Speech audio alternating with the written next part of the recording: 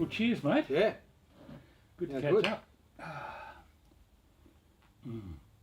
Well, I'm in Darwin today, and I've caught up for a beer with an old mate of mine, Glenn Watty, who runs Barefoot fishing safaris. He's been up here in the Territory guiding for a number of years. How long have you been? 9 years? Yeah. Wow. It's gone like a blink, hasn't it? It seems like last year that we were out Tipperary Station fishing together. Yeah, before absolutely. I even started. So, yeah. And what I wanted to talk to you about today is just people coming up from down south, especially people making their first ever trip up to the tropics. You know, it's a dream for a lot of people to come to the top end. They all want to catch a barra. There's lots of other things usually on their bucket list as well. And I'm just wondering what sort of common mistakes you see people make as far as their expectations of what they're going to find up here.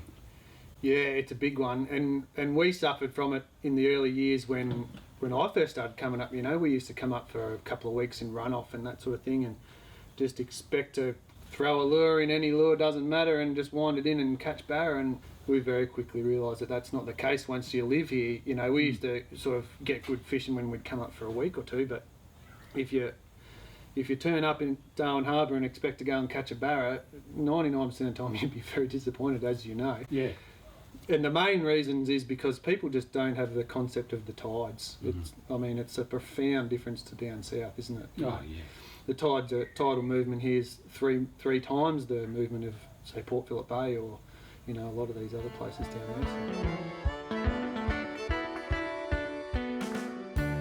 So let's get down to tackle and techniques and things. I mean, as a fishing guide, you're quite happy to pick people up off the plane with none of their own gear. You can supply them with everything, but some people like to bring their own gear. Do you encourage that or not? Yeah, definitely. Yep. And a lot of the stuff is crossover to what you'd be using down south these days too. You know, a lot of the snapper stuff, if you throw in plastics for snappers, is really good for the you know, the harbour and barra stuff.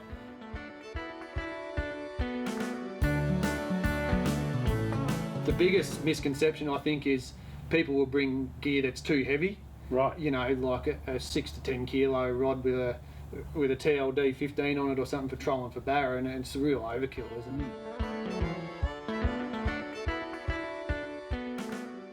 Now, I'm interested in this. You're a bit of a fan of the Solunar Tables and the bite windows and so forth. You follow that, and you've been doing it long enough to see the patterns. You reckon it really does make a difference? Yeah, definitely.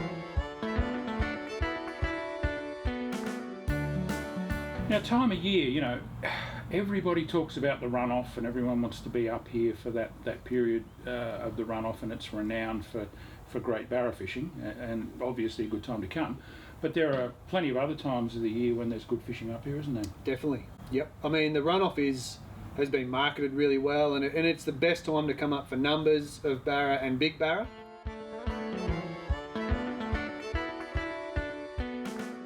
And your clientele, mostly Australian, and mostly from down south? Yeah.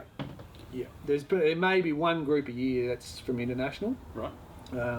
All interstate tourists, and it really varies to me. I mean, I've been around long enough now that I've sort of got my own little niche, I suppose, and so I get a lot of the families, which I love taking kids fishing, and I love taking my own kids fishing. You know, Darwin Harbour for 4 hours, soak a bit of bait on a rock bar, catch a little snapper, and kids. I mean, we did it when we were kids on school holidays, and you remember those guys forever who provided you a good time, and I just love that, you know, seeing the kids' face light up when they catch the fish, and right through to, you know, I had a week with a fly fishing bloke from America, and like going for world records and all that sort of stuff. So the whole spectrum, but I got a lot of couples as well. That's one of the great things of the job, isn't it? Yeah. You know, like I get to meet You're meeting new friends all the time, every week, and they become your mates. Exactly. Well, we're picking up a couple of blokes in the morning and heading out to Dundee, Bino. What's your plan of attack for the next few days? Yeah, that's right. So I spoke to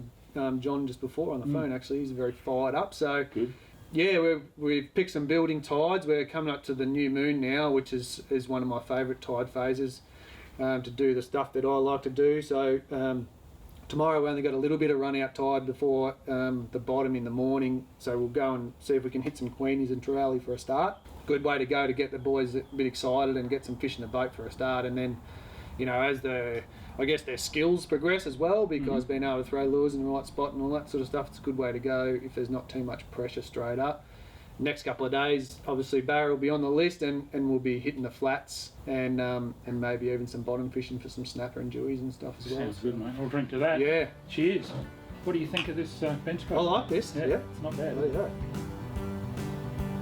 It's a shame we didn't put more of it in the luggage.